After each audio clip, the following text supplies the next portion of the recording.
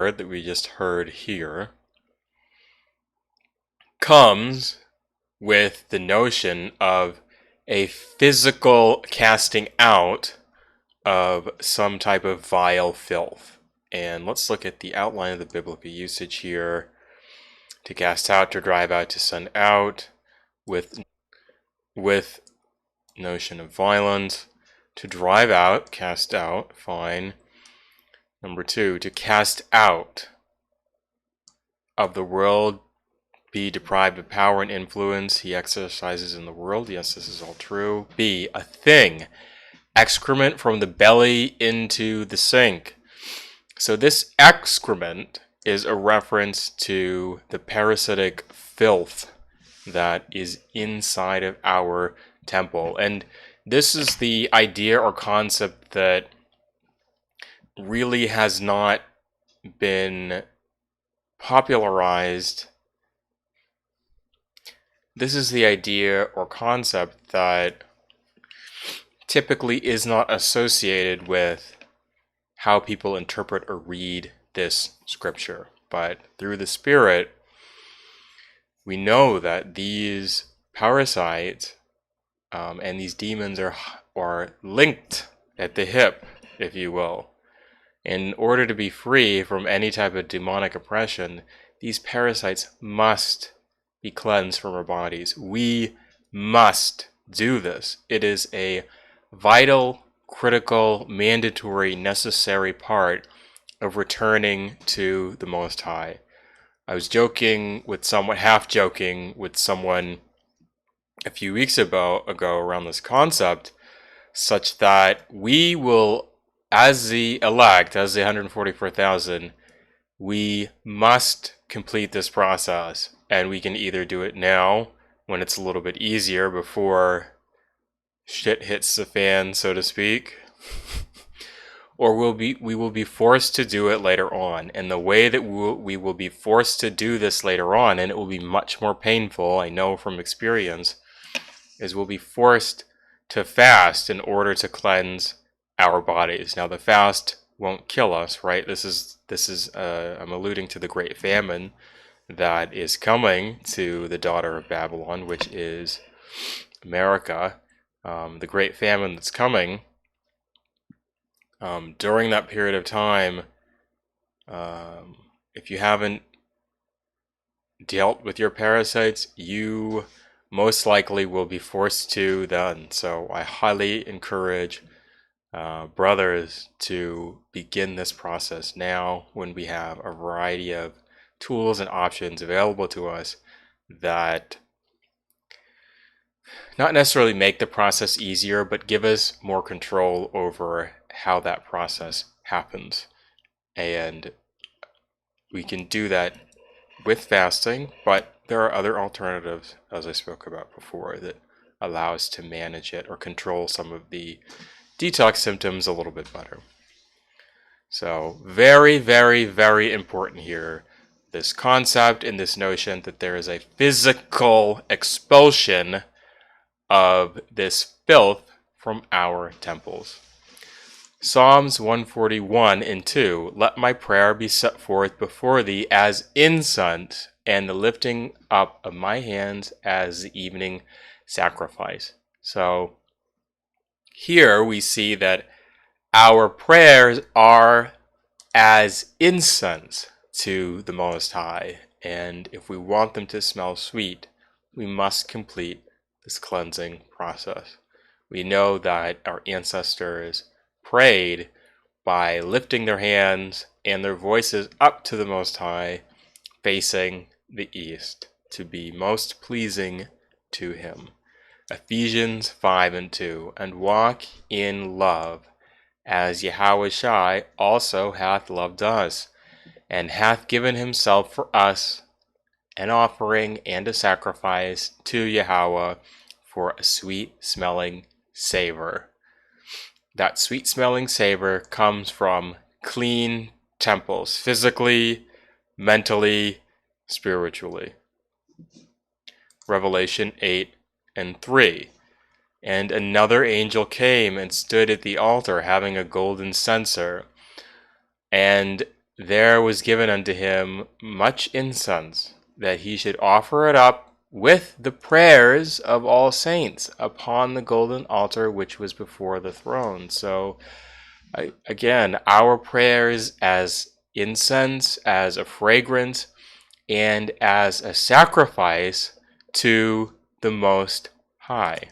In fact, on that notion of sacrifice, contrite, I'll throw it in here, but another very powerful sacrifice and sweet smelling savor we give the Most High is having a broken heart and a contrite spirit. Psalms 34 and 18. The Lord is nigh unto them that are of a broken heart, and saveth such as of a contrite spirit. Now, this is a form of detoxing as well. You could say that it's emotional, but it is, as it relates to the context of our discussion, it's mental, it's spiritual. Very, very, very powerful tool to go back, and this deserves a separate lesson, but to go back and start revisiting and thinking about all of the previous sins that you've done. Even something as small as foolish thoughts.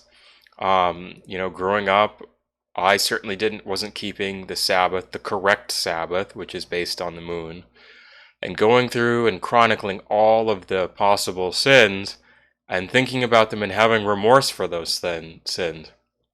When I started doing that, well, A, I felt like crap, but B, that's when I started seeing major expansion in my understanding of the scriptures, in my connection with the Most High. Highly, highly recommend doing it. It is so valuable to do that.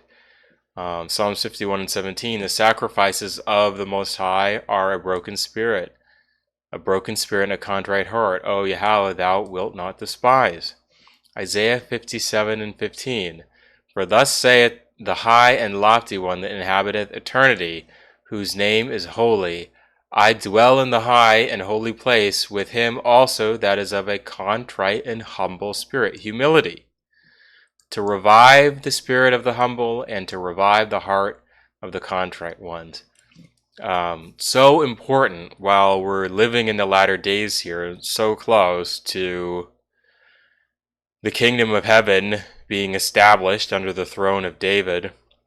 It's so important that we seek humility. And when I say this, I am very much speaking to myself. It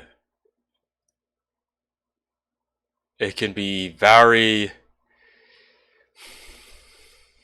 As you begin to see major improvements and changes in your life, as you return to the Most High, at least as far as I'm concerned, I can find it more and more difficult to... It's a challenge to stay humble at times, to always keep that focus in mind, especially as other people begin to notice the positive changes that are happening in your life. I found it very easy to fall back into old patterns and not catch myself until a period later that I would think, oh, okay, I was acting in a manner that really wasn't that humble.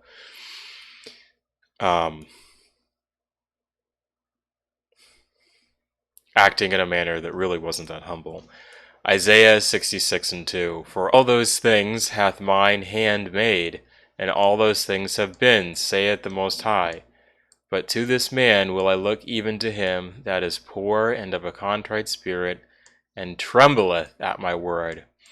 And this idea of trembling is so key as well, because we are to fear the Most High.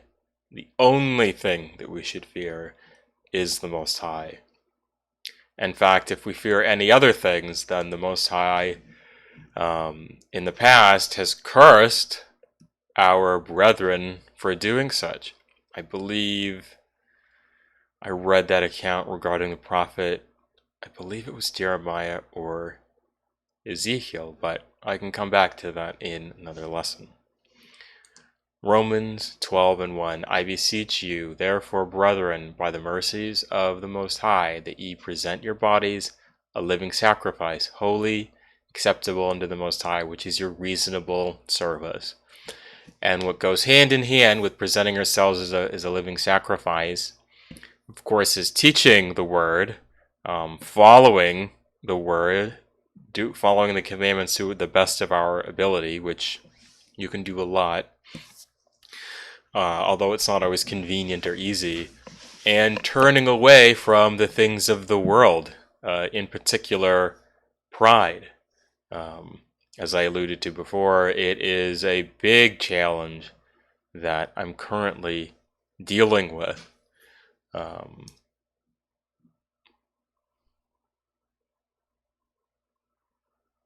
As things start to improve,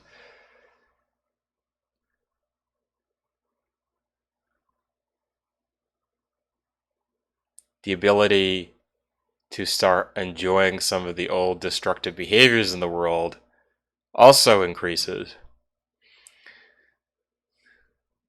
which leads to greater temptation. Revelation 14:13.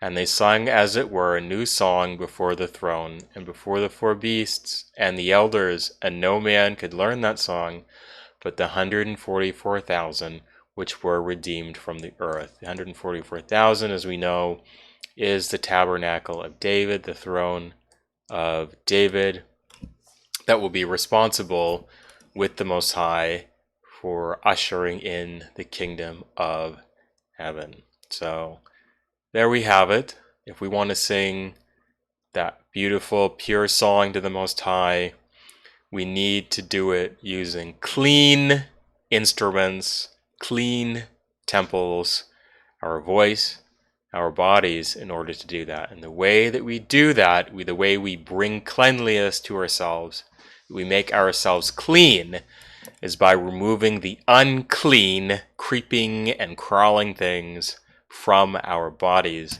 that we read in the scriptures. As it says in Ecclesiastes, there's no new thing under the sun. What was written before was written for our learning, and the wisdom of the Most High is manifold. Those are a reference to 3 scriptures. If you know where those are, post them in the comments down below. Those are 3 scriptures that I find so valuable to unlock the wisdom that is within the scriptures. I will leave it off there for now and delve into some of the other topics that were raised in future lessons. Shalom.